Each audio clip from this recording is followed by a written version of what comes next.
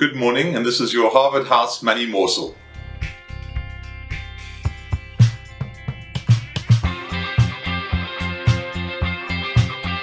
Good morning, welcome to another edition of the Money Morsel. You will notice a little bit of change this morning. Robin's away, and so I am in the hot seat, and this morning I am talking to Willie. Morning, Willie. I'll go well, and you? Yeah, very good, thank you. We've got the asset managers in the chair today. so we can do what we want. Exactly. Willie, it's hard to believe it's almost the middle of March already. The weeks are going by, but this week we had first quarter GDP coming out of... fourth quarter last year, Fourth quarter of last year's GDP. But time does go on. Let's just delve into that for a moment. Yeah, Michael, we had the number. It actually confirmed the full year of 2023. So the GDP number came out at 0.6%. So it is a far cry from what we were hoping for and been hoping for many years. So I think we have to put it into perspective because the year before was actually 1.6. So 22, 1.6 and now 0.6. So a reflection of what we had last year. It was just a disastrous year. It's the worst year in load shedding and so on. So one can probably not expect more. So that was the number. It's above the zero line, but we're not making a dent into what we want to achieve in the country. Yeah. Did anything stand out for you? Highlights, lowlights? Yeah, Michael, I think it's probably a low light from that perspective. It's there wasn't any growth and substantial negative growth in the agricultural sector. So, and it's although it's a small sector, it tends to have wild swings. So we were growing at, I think, minus 12% or something in the last quarter of last year. It's a reflection of lower crop season, but it's also relative to previous seasons. We had super crop seasons the last few times, but it bit down on that.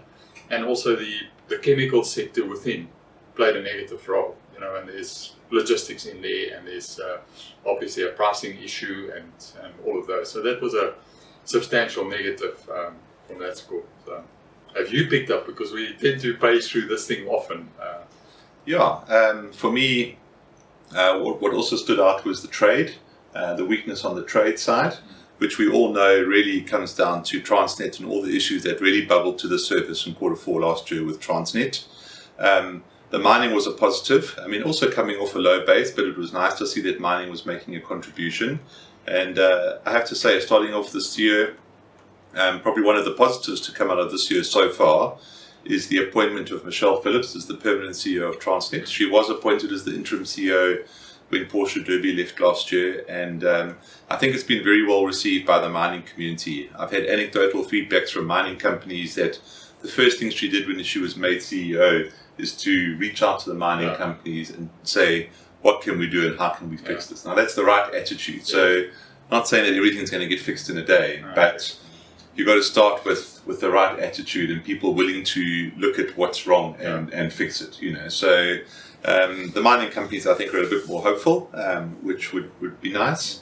And then again, Billy, around the fringes, there's a little bit of growth here. I think another one that was very interesting is in the consumer sector. Now we had trading updates, Jan. I referred to those, from the retail companies. What was interesting for me is actually there's a segment called the durable goods, and that was substantial positive. I think that grew at like 2 or 3%, and I think it's a reflection of last year. People previously bought shoes, food, and those type of things, and now they had to transfer money to the stuff that's been broken because load shedding tends to break a fridge, that type of thing. So it's probably pent up demand in that sector, from a luxury perspective. It's not necessarily cars, because new cars are actually under distress in the economy. There's price cuts and undercutting, to get volume going and so on. So I think in summary, GDP is a struggling environment, and we've started the year, as you say, on some positive. So hopefully it will start to reflect within the JSE as well. So Billy, I think we've probably had 10 years now, barring the COVID sort of anomalies where growth was distorted. We probably had 10 years of sub 1% growth almost in this economy. What are we looking forward for this year?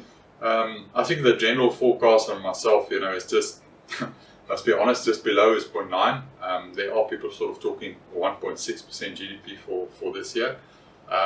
I think there's a leaning towards we can achieve 1% and above this year.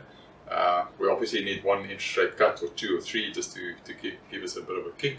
But yeah, there's a slight undertone positive in the momentum in the economy, and hopefully the election passes as quickly as we go to March, and then we can start doing things again. Yeah. Well, the Federal Reserve last night was hinting that they're quite close to conditions being right for interest rate cuts, so that roller coaster continues, but that's a subject for another day. So we'll leave it there and see you next week. Thank you.